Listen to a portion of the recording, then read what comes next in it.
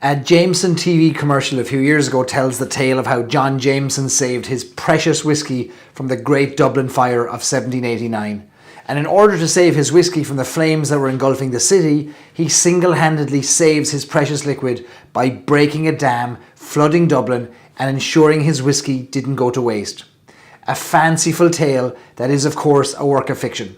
But it pales in comparison to the real fire of Dublin that happened almost 100 years later, where it was the whiskey that did the damage and almost wiped out the city. We're going to tell that tale right now.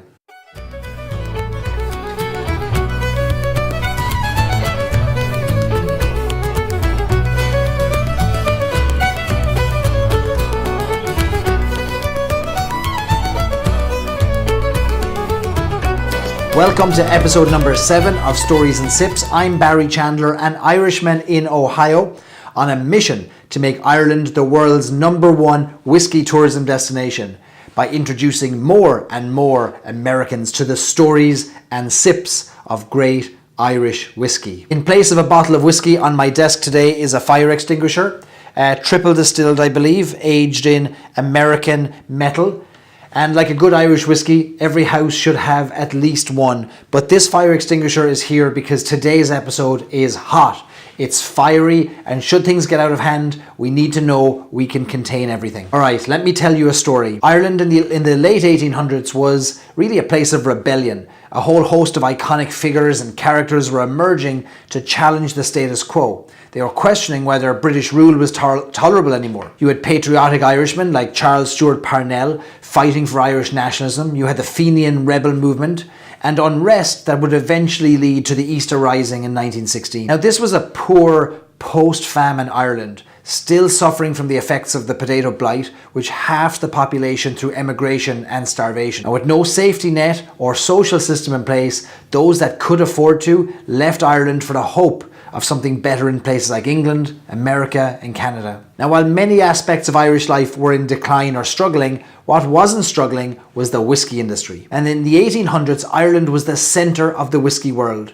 and Dublin was the epicentre of Irish whiskey production. Now, Dublin in the 19th century was home to about 37 distilleries, and the Liberties, an area in southwest Dublin, was home to 32 of them, including 3 of the big 4 producers of the famous Irish pot still whiskey. You had George Roe, you had John Power and Company, and you had William Jameson and Son, not to be confused with John Jameson and Son, which was just outside the Liberties. Now, these whiskies were shipped all over the world to the thirsty subjects of the British Empire and, of course, the Americas. Now, the Dublin distilleries provided much needed employment at a time when locals badly needed a wage. But it was a fateful night in 1875 that nearly wiped out the whiskey industry in Dublin and indeed the city itself. Now, with busy distilleries came other ancillary businesses like warehouses for storage, malt houses, cooperages. And one such business was Malone's Bonded Warehouse on Chamber Street in the Liberties, where about 5,000 barrels of whiskey were being stored and aged. A fire of unknown causes started in this warehouse on the 25th of June 1875.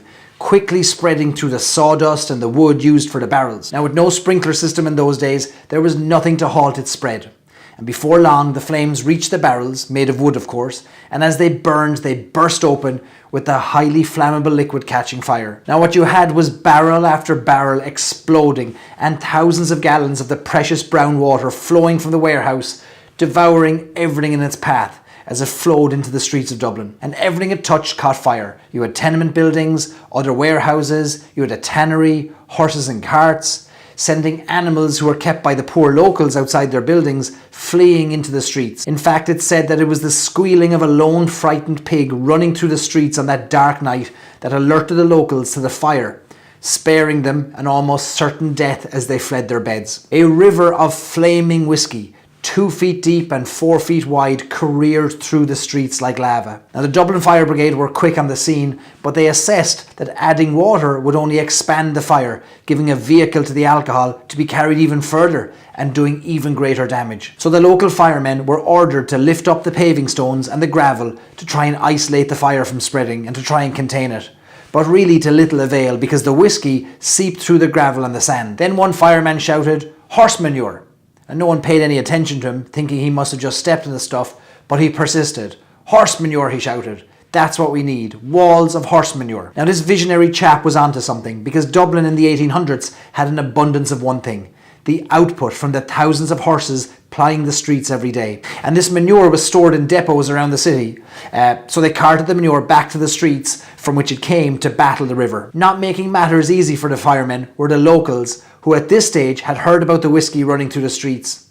And despite its burning nature, were crowding the edge of the Whiskey River with hats, boots, pots and pans, and any other device they could find to scoop up this precious liquid. A newspaper reporter of the day observed 2 corn porters named Healy and McNulty in a lane off Cork Street, lying insensible with their boots off, which they had evidently used to collect the liquor. Is this true? This can't be true. This is not going to do any good for the drunken Irish stereotype. Okay, so afraid to let it burn any longer lest it evaporate, many of the locals thought that their best contribution to the chaos was to drink the stuff.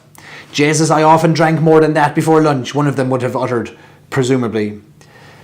And as the locals dropped like flies from the effort and the complexities of trying to drink a river of whiskey, the firemen eventually managed to build their walls of manure, containing the whiskey until it burned off and flamed out, much to the horror of thirsty onlookers, I'm sure. Now, all told, 13 people died that day.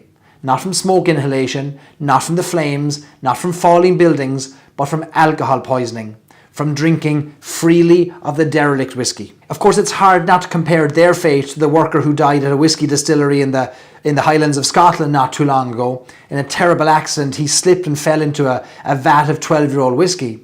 And witnesses say he climbed out twice to urinate before drowning. His co-workers, of course, they tried to save him, but he fought them off bravely. Now, while the fire was incredibly destructive to the city of Dublin, being one of the worst fires in its history, apart from John Jameson's mythical fire, of course, today the Liberties is once again a growing centre of whiskey distilling and production, thankfully. You have the George Rowe Distillery, Teeling Whiskey, Pierce Lyons Distillery and Dublin Liberties Distillery, and they're all bringing tourism, revenue and a renewed sense of hope that this area, formerly known as the Whiskey Golden Triangle, can once again be at the centre of the world of whiskey. And it's entirely possible, but maybe this time around, let's keep a few of these around just in case. So I'd like to thank Mark, a whiskey enthusiast friend of mine who lives in the Liberties, for sharing some great information for this episode from his blog, markliberties.wordpress.com, which I strongly encourage you to check out. So to Mark, to the Liberties, to the Golden Triangle, and to never needing a fire extinguisher, Sláinte. If you liked this episode, and sure why wouldn't you, isn't it about whiskey?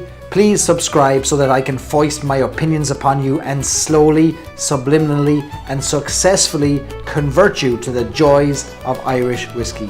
You can subscribe to this episode on iTunes, SoundCloud and wherever you get your podcasts by simply searching for Stories and Sips. And of course you can see every episode in full Technicolor by subscribing on YouTube. And if you know a friend who might like Stories and Sips, then be a good friend to them and forward them a link so that they too can be converted to the Irish nectar. Sláinte.